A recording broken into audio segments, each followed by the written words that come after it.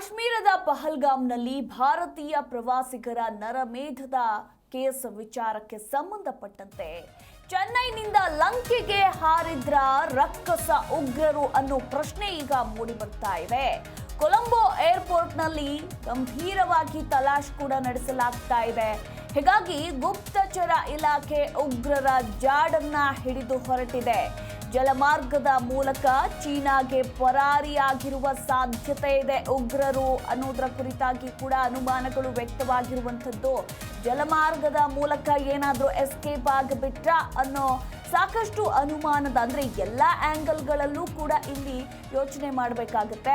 ಹಡಗಿನಲ್ಲಿ ಚೀನಾ ತಲುಪಿರಬಹುದೆಂಬ ಅನುಮಾನ ಈಗ ಮೂಡಿ ಬರ್ತಾ ಇದೆ. ಚೆನ್ನೈ ಮೂಲಕ ವಿಮಾನದಲ್ಲಿ ಶ್ರೀಲಂಕಾಗೆ ಪ್ರಯಾಣ ಬೆಳೆಸಿರುವ ಕುರಿತು ಈಗ ಸಾಲು ಸಾಲು ಅನುಮಾನಗಳು ಮೂಡಿ ಬರ್ತಾ ಇರುವಂಥದ್ದು.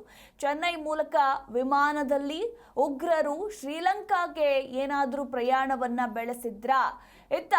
ಯಾಕಂದ್ರೆ ಕೊಲಂಬೋ ವಿಮಾನ ನಿಲ್ದಾಣದಲ್ಲಿ ಓಡಾಡಿರುವ ಸುಳಿವು ಕೂಡ ಸಿಕ್ಕಿದೆಯಂತೆ. ಕೊಲಂಬೋ ಬಂದರಿನಿಂದ ಚೀನಾ ಗಡಿಗೆ ಪಯಣಿಸಿರುವ ಶಂಕೆ ಇದೀಗ ವ್ಯಕ್ತವಾಗಿರುವಂಥದ್ದು. ನೋಡಿ, ಪಹಲ್ಗಾಮ್ನಲ್ಲಿ ನಡೆದಂತಹ ದಾಳಿಗೂ ಪಾಕಿಸ್ತಾನಕ್ಕೂ ನಂಟಿದೆ, ಪಾಕಿಸ್ತಾನಕ್ಕೆ ಚೀನಾ ಬೆಂಬಲ ಇದೆ ಅನ್ನೋ ಮಾತುಗಳು ಕೇಳಿ ಬರ್ತಾ ಇದ್ದು, ಈಗ ಕೊಲಂಬೋ ಬಂದರಿನಿಂದ ಉಗ್ರರು ಚೀನಾ ಗಡಿಗೆ ಪಯಣ ಬೆಳೆಸಿರುವ ಶಂಕೆ ಅಂದ್ರೆ ಇಲ್ಲಿ ಅಧಿಕಾರಿಗಳು ಎಲ್ಲ ಆಯಾಮಗಳಲ್ಲೂ ಕೂಡ ಯೋಚನೆ ಮಾಡಬೇಕಾಗುತ್ತೆ.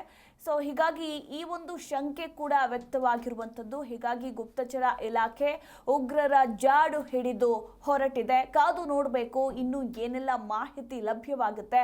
ನಿಜಕ್ಕೂ ಕೂಡ ಜಲಮಾರ್ಗದ ಮೂಲಕ ಇಲ್ಲಿ ಉಗ್ರರು ಚೀನಾಗೆ ಪರಾರಿಯಾಗಿದ್ದಾರಾ ಅಥವಾ ಬೇರೆ ಕಡೆ ಹೋದ್ರ ಏನು ಎತ್ತ ಅನ್ನೋದ್ರ ಕುರಿತು ಇನ್ನು ತನಿಖೆಯ ನಂತರವೇ ಮುಂದಿನ ಅಪ್ಡೇಟ್ ಸಿಗಬೇಕಾಗಿದೆ.